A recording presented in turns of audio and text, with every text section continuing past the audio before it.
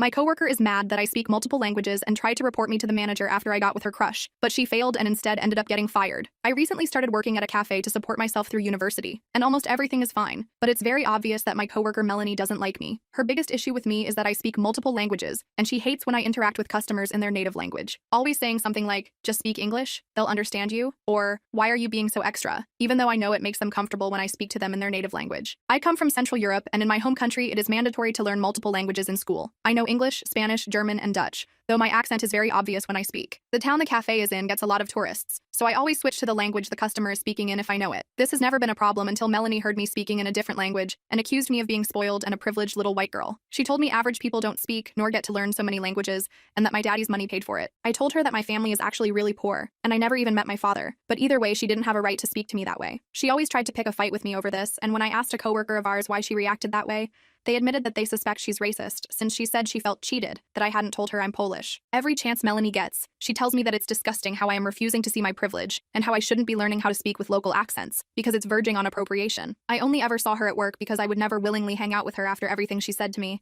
but one night I was invited to go out with my coworkers, and I didn't realize that Melanie had also been invited. I tried my best to avoid her and just stuck next to Mark, one of my coworkers that I have a crush on. We were basically with each other all night and barely interacted with the rest of the group. Mark also speaks Spanish, and I caught myself throwing in random Spanish words in our conversation. We laughed about how I sounded like a TV character who would say, "Ay caramba," out of nowhere, and I felt like we were really bonding over this simple thing. Dare I say, he liked me back. It wasn't until days later that I found out Melanie also had a crush on Mark, which would explain her actions throughout the night. We started playing games at some point, and Melanie asked me about the languages I spoke. She pretended to be impressed when I told her and pulled out Google Translate of all things to ask me questions in the languages I mentioned. I answered every single one, and when she switched to Spanish, I saw a light bulb flicker in her head.